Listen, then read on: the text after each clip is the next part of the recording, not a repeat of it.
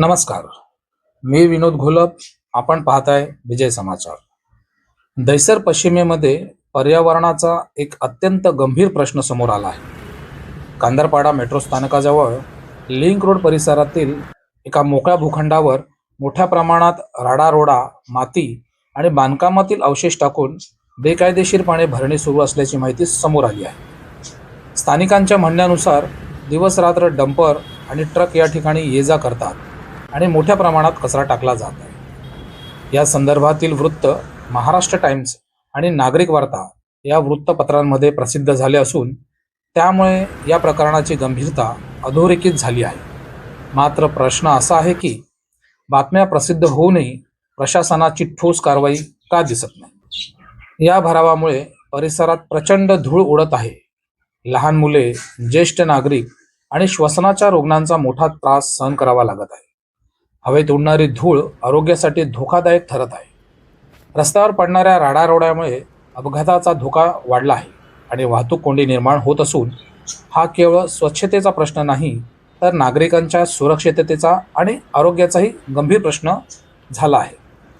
मनपा आर उत्तर विभागातील घनकचरा व्यवस्थापन खात्याचे सहाय्यक अभियंता कांबळे यांनी सांगितले की आम्ही आमच्या स्तरावर कारवाई करत आहोत, मात्र MHB कॉलनी पोलीस ठाण्यातून अपेक्षित सहकार्य मिळत नाही. दरम्यान MHB कॉलनी पोलीस ठाण्यातील अधिकाऱ्यांशी संपर्क होऊ शकला.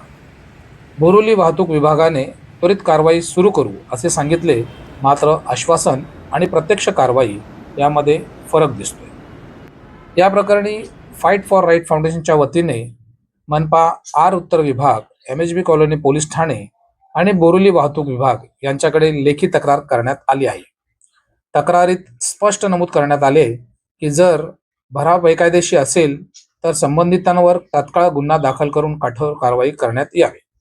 सर्वोच्च न्यायालयाचे निवृत्त न्यायाधीश माननीय अभय ओक यांनी स्पष्ट शब्दात इशारा दिला आहे की स्वच्छ हवा हा प्रत्येक नागरिकांचा मूलभूत हक्क आहे आणि तो भारतीय राज्यघटनेचा कलम 21 अंतर्गत संरक्षित सुद्धा आहे. प्रदूषण ही केवळ पर्यावरणीय समस्या नसून जीवनाच्या हक्कावर घाला आहे. कायदे अस्तित्वात असताना त्याची अंमलबजावणी न होणे ही अधिक चिंतेची बाब आहे. त्यांनी असेही म्हटले आहे की वेळेवर उपाययोजना केल्या नाहीत तर मुंबई ठाण्यात दिल्लीसारखी परिस्थिती निर्माण होऊ शकते. मुंबई उच्च न्यायालयाने वाढत्या प्रदूषणावर नियंत्रण ठेवण्यासाठी कठोर उपाययोजनांचे आदेश दिले आहेत. अशा परिस्थितीत उघडपणे सुरू असलेला हा भराव आणि धूळ प्रदूषण रोखण्यात प्रशासन अपयशी ठरत असेल तर न्यायालयीन आदेशाचा सरळ अवमान ठरत नाही का?